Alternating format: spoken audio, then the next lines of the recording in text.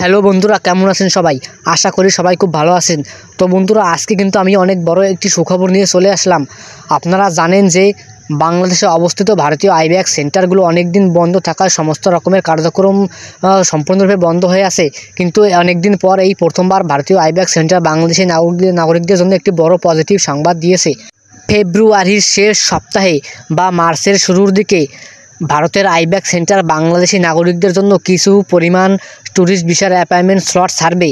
তবে তারা সম্পূর্ণরূপে এই আবেদন কার্যক্রম শুরু করবে না।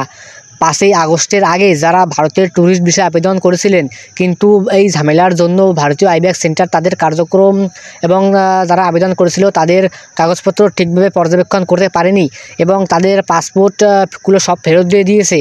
তাদেরকেই আবার আবেদনের জন্য ডাক দেওয়া হবে এবং তাদের এই আবেদন গ্রহণ করা হবে এবং এদের মধ্যে যাদের কাগজপত্র সম্পূর্ণ নির্ভুল হবে তারাই ট্যুরিস্ট ভিসা পাবে।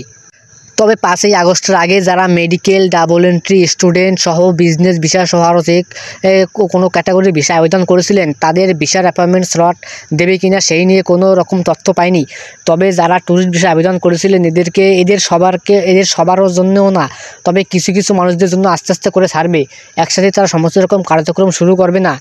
তবে এ নিয়ে এখন পর্যন্ত ভারতীয় আইব্যাকস সেন্টার বা ভারতের স্বরাষ্ট্র মন্ত্রণালয় কোনো রকম আপডেট দেয়নি, তাদের ওয়েবসাইটেও কোনো রকম তথ্য তারা প্রকাশ করেনি। তবে আমার এক নিকটবর্তী কাছের লোক, সে আইব্যাকস সেন্টারে অনেকদিন ধরে কর্মরত রয়েছেন, তার কাছ থেকে এই তথ্যটি কালেক্ট করতে পেরেছি। তবে এদের মধ্যে যারা ভারত বিরোধী কার্যক্রমের সাথে যুক্ত ছিলেন তাদের যদি সেই প্রমাণপত্র তারা পায় আইব্যাকস সেন্টারে, তাহলে তাদেরকে কখনোই ভিসা প্রদান করা হবে না। তারা যতই আবেদন করুক তাদের ভিসা প্রদান করা হবে না এবং যদি তারা সন্ত্রাসী বা জঙ্গি সংগঠনের লোক হয় তাহলে তাদের সম্পূর্ণরূপে ব্ল্যাক লিস্ট করে দেওয়া হবে।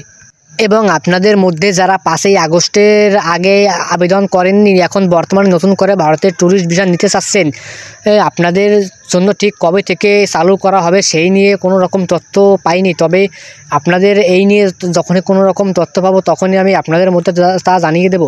তো বন্ধুরা, ভারতের ট্যুরিস্ট ভিসা এবং সকল ক্যাটাগরি ভিসার আপডেট জানতে চাইলে অবশ্যই চ্যানেলটি সাবস্ক্রাইব করে ভিডিওতে একটি করে লাইক করে দিয়ে যাবেন। এবং বন্ধুরা, আপনার কোন ক্যাটাগরি ভিসা প্রয়োজন তা অবশ্যই কমেন্ট করে জানাবেন। সম্ভব হলে আমি আপনাদের সেই ক্ষেত্রে সাহায্য করব।